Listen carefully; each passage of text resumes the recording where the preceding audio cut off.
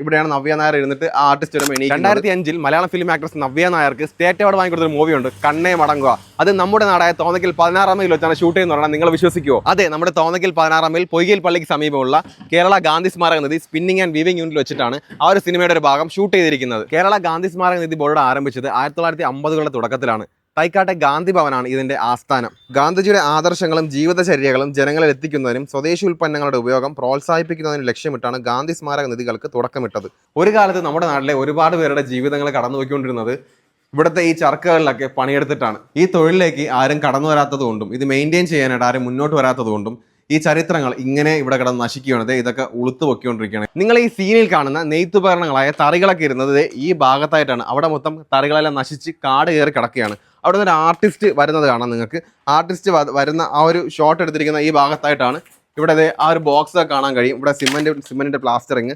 ഈ ഭാഗത്തായിട്ടാണ് നവ്യ നായർ ഇരിക്കുന്നത്. ഇവിടെയാണ് നവ്യ നായർ ഇരുന്നിട്ട് ആ ആർട്ടിസ്റ്റ് വരുമ്പോൾ എണീക്കുന്നത്.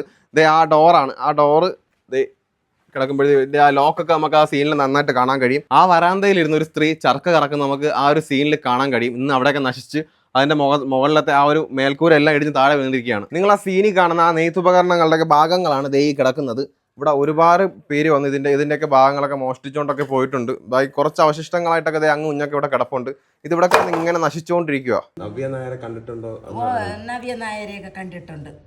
നവ്യ നായരെ കണ്ടിട്ടുണ്ട്. നവ്യ ഇവിടെ വന്ന് ഇവിടെ ഒരു പാട്ട് സീൻ ഉണ്ടായിരുന്നു. ചർക്ക കറക്കി ഞാൻ പഠിപ്പിച്ച കൊച്ചാണ്. അവളെ ചർക്ക കൊടുത്ത് അടുത്തിരുന്ന ഷീജ. ഇവിടെ 40 ചർക്ക ഉണ്ടായിരുന്നാണ്. 40 പെൺപിള്ളേർ ജോലി ചെയ്ത ഒരു കേന്ദ്രമാണ് ഇത്. ഇന്ന് ഞങ്ങൾ 4 പേരാണ് ഈ പഴയ ചർക്കയിൽ ഞങ്ങൾ നൂലെടുക്കുന്നത്. കറക്കി എടുക്കുന്നത് അതായില്ല, അത് 3 എണ്ണേ ആയുള്ളൂ. ഇനി 2 എണ്ണം കൂടെ വേണം. ഇനി ഇവിടെ 2 എണ്ണം കൂടെ വരും.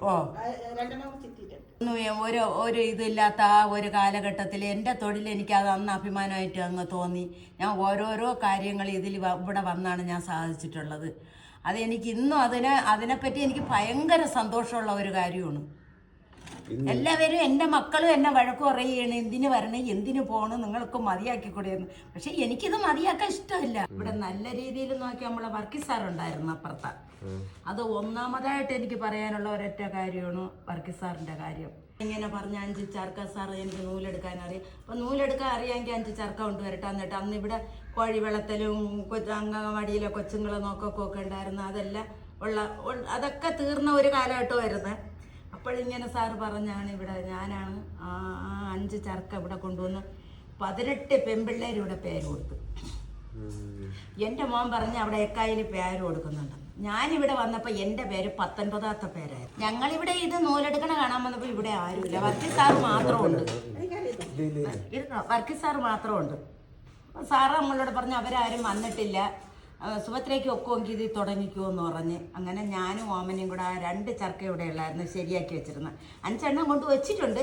ആ 2 ചർക്കയിൽ ഞങ്ങൾ തുടങ്ങിയ ഞാൻ വർഗീസ് സാർ ഇവിടെ ഒടുക്ക 10-22 തറി, അത് പറയാതിരിക്കാൻ പറ്റണതല്ല, 10-22 തറിയും 10-20 പെൺപിള്ളേരും ഇവിടെ നൂലെടുത്ത് ഈ തറിയ എല്ലാം ഇവിടെ ഉണ്ടായിരുന്നു. ഇവിടെ നല്ലതായിരുന്നു. ഇവിടെ ഗോഡൗൺ ഉണ്ടായിരുന്നു. ഇത് ഈ കെട്ടിടത്തിൻ്റെ അങ്ങേറ്റം ഗോഡൗണാണ്. ആ ഗോഡൗണിലാണ് ഇവിടെ വരുന്ന ലോറിയിൽ അത്രയും എവിടത്തേക്കും ഇവിടെ വേണം പഞ്ഞി വരുന്നത്. ഇതിൽ നടത്തിക്കൊണ്ട് വന്ന ഒരു സ്ഥാപനമാണ്. അതിന് ചേച്ചി ഇവിടെ വന്നപ്പോൾ സാറിനിവിടെ നിന്ന് മാറേണ്ടി വന്നു. സാർ ഇവിടെ നിന്ന് അങ്ങ് പോയി.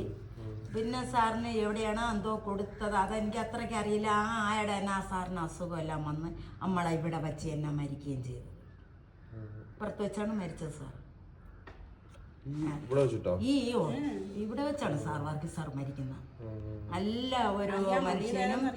ഞങ്ങൾക്ക് എന്തില്ലെന്നുണ്ടെങ്കിലും എണ്ണ ഇല്ലെങ്കിലും മാലില്ലെങ്കിലും ഞങ്ങൾ ഇതൊന്നും അറിയണ്ട. സാറിന് ഒരു നിർബന്ധമേ ഉള്ളൂ, ഇവിടെ വരുന്നവർ നല്ല രീതിയിൽ പ്രവർത്തിക്കണം. കാരണം ഒന്ന് സാറിന് ഇഷ്ടമല്ല.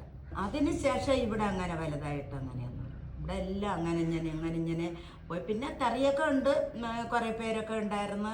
കൊടുക്കുക ഞാൻ എന്നെ വിളിച്ച് എനിക്ക് വീട്ടിൽ കൊണ്ടുപോകാൻ ചർക്ക തന്ന് വീട്ടിൽ ഇരുന്ന് നൂലെടുക്കാൻ. ഞാൻ വീട്ടിൽ ഇരുന്ന് നൂലെടുത്തപ്പോൾ ഇവിടുത്തെ 2-3 പേര് വന്ന്. പിന്നെ ഞാൻ ഇവിടെ കൊണ്ടുവന്നു. അങ്ങനെ ഞങ്ങൾ വീണ്ടും ഇങ്ങനെ അങ്ങ് കുറേ കാലം വീണ്ടും ഇങ്ങനെ അങ്ങ് പോയി. ഓരോ വർഷങ്ങൾ കഴിഞ്ഞ് പോയി. ഇപ്പം ഞങ്ങൾ 4 പേരായി.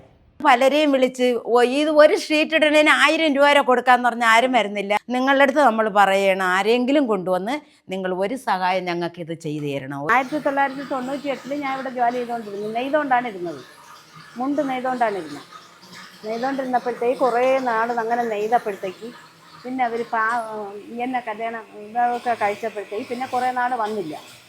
പിന്നെ അത് കഴിഞ്ഞ് കുറേ നാൾ കഴിഞ്ഞപ്പോൾ വന്ന് 2014 നമ്മൾ വന്ന് നെയ്യാൻ വന്നപ്പോഴത്തേക്ക് തറിയിൽ കിടന്ന പാവുകൾ നെയ്ത് മതിയാക്കിയപ്പം പിന്നെ പാവ് തരില്ല. പാവ് ഉണ്ടാക്കി ചെയ്യാൻ നമുക്ക് ഭയങ്കര ബുദ്ധിമുട്ടാണ്. ഉണ്ടാക്കി ചെയ്യാൻ നൂല് നനച്ച് പിഴിഞ്ഞൊക്കെ വരാൻ ഭയങ്കര ബുദ്ധിമുട്ടാണ്. അതുകൊണ്ട് ഞങ്ങൾ പാവ് ഇല്ലാതെ വന്നപ്പോൾ ഞങ്ങൾ ആഫീസിൽ പോയി ചർക്കയ്ക്ക് എഴുതി കൊടുത്ത് 5 പേർക്ക് 5 ചർക്ക തന്നു. അങ്ങനെ ആ ചർക്കയാണ് ഇത് വെച്ച് ഞങ്ങൾ ജോലി ചെയ്യണം. 2014 ചർക്ക 5 പേർക്ക് തന്ന് ആ ചർക്ക കൊണ്ട് വെച്ച് ഞങ്ങൾ നെയ്തുകൊണ്ടിരുന്ന ഈ ചേച്ചി ഞങ്ങളെ പഠിപ്പിച്ചു തന്ന് നൂല് നൂക്കാൻ പഠിപ്പിച്ചു തന്ന് ഞങ്ങൾ നൂല് അന്നുകൊണ്ട് സുഭദ്ര ചേച്ചിയാണ് പഠിപ്പിച്ചു തന്നത്. അപ്പോൾ അന്ന് തൊട്ട് നമ്മൾ ഈ നൂല് നൂത്ത് ആണ് ജീവിക്കുന്നത്. എൻ്റെ ഒരു മോളുള്ള നഴ്സിങ്ങിന് പഠിക്കുന്നു. ഇത് കളയാൻ നമുക്ക് തോന്നണില്ല. തൊഴിലുറപ്പുണ്ടെങ്കിലും നമ്മൾ പോയിട്ട് പിന്നെ ഇവിടെ വന്ന് നൂല് ചുറ്റി അവർക്ക് നൂല് ചുറ്റി വയ്ക്കുമ്പം സാറിനെ വിളിച്ച് അറിയിക്കും. അവർ വന്ന് വണ്ടിയിൽ കൊണ്ടുപോകും. ഇത് നമ്മൾ പാവോടുമായിരുന്നു. നൂല് പാവോടി നമ്മൾ സ്വന്തമായിട്ട് പാവ് ചുറ്റി ഞെരടി നെയ്തുകൊണ്ടിരുന്നതാണ്.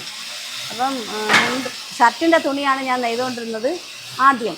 രണ്ടാമത് മുണ്ട് നെയ്ത്, പിന്നെ ശേഷ കാവി വേണമെന്നുള്ളപ്പം അങ്ങനെ, പിന്നെ സാരി ആശുപത്രിയിലൊക്കെ ഉള്ള സാരി നെയ്തിട്ടുണ്ട്. ഈ തറിയിലാണ് ഞാൻ നെയ്തുകൊണ്ടിരുന്നത്. അപ്പം വലിയ മുണ്ടാണ് നെയ്തുകൊണ്ടിരുന്നത്. അത് നമ്മൾ കരയടിച്ച് ഓരോ മുണ്ടായിട്ട് നെയ്ത് കണ്ടിച്ചെടുത്ത് പിന്നെ ഇവിടെ വയ്ക്കുകയാണ് ചെയ്യണത്. പിന്നെ ഷർട്ടിൻ്റെ തുണി പീസായിട്ട് നെയ്ത് നമ്മൾ ഇത്ര മീറ്റർ വേണമെന്നുണ്ട്. ആ മീറ്റർ നെയ്ത് അളന്ന് ഒരു മീറ്റർ അളക്കണ ഒരു ഇതുണ്ട്. അതിൽ മീറ്റർ അളന്ന് മടക്കി വയ്ക്കുമ്പം സാറ് ഒരു മാസമൊക്കെ ആകുമ്പോൾ സാറ് വന്ന് അത് അളന്നെടുത്ത് അത് കയറ്റി വയ്ക്കും.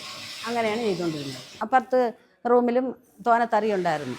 അപ്പോൾ എല്ലാവരും പിന്നെ ഈ നെയ്യാനൊക്കെ ഒക്കാതെ വന്നപ്പോഴത്തേക്ക് കൂടുതൽ പേരും വേറെ ജോലിക്ക് പോയി. പിന്നെ പ്രായമായവരുണ്ട്. പിന്നെ അവരൊക്കെ മക്കളൊക്കെ വലുതായി, അവരൊക്കെ സാമ്പത്തികമൊക്കെ ആയപ്പോൾ അവരും അങ്ങ് മാറിപ്പോയി. പിന്നെ അത് മാത്രമല്ല, ഈ അന്നൊക്കെ പൈസ കുറവായിരുന്നു. അതുകൊണ്ട് എല്ലാവരും വേറെ ജോലിക്ക് അങ്ങ് പോകും. നമുക്ക് പിന്നെ ഇത് കൊച്ചിലേ നമ്മളിത് പഠിച്ചത് കൊണ്ട് നമുക്കിത് ചെയ്യാതിരിക്കാൻ നമുക്ക് മനസ്സ് വരില്ല. എത്ര വയ്യെങ്കിലും നമ്മളിവിടെ വന്നിരുന്നത് കറക്കിയിട്ട് ഒക്കണത് പോലെ കറക്കിയിട്ടാണ് നമ്മൾ പോണത്. ഷീറ്റിൻ്റെത് ഞങ്ങൾ പല ആൾക്കാരെയും വിളിച്ച് അവർ വന്ന് നോക്കിയിട്ട് അവർ പിന്നെ വരില്ല. ഇത് ഇത്രയും ഉയരെയൊന്നും ഒരു കൊച്ചുങ്ങളെയും പിടിച്ച് കയറ്റാൻ പറ്റില്ല. ഇത് ചെത്തുളുത്തൊക്കെ ഇരിക്കണതായതുകൊണ്ട് ആരും കയറില്ല. അപ്പം ഈ ഷീറ്റ് നമുക്ക് ഇട്ട് തന്നാലേ ഇവിടെ ഇരിക്കാക്കുള്ളൂ. 10 വർഷം കൊണ്ട് ഞാൻ ആദ്യം നെയ്ത്തായിരുന്നു. അപ്പം നെയ്ത്ത് മതിയാക്കിയിട്ട് ചർക്കയിൽ പഞ്ഞിയിൽ നൂലെടുപ്പാണ് എൻ്റെ ജോലി. 10 വർഷം കൊണ്ട് ജോലി ചെയ്യുന്നുണ്ട്.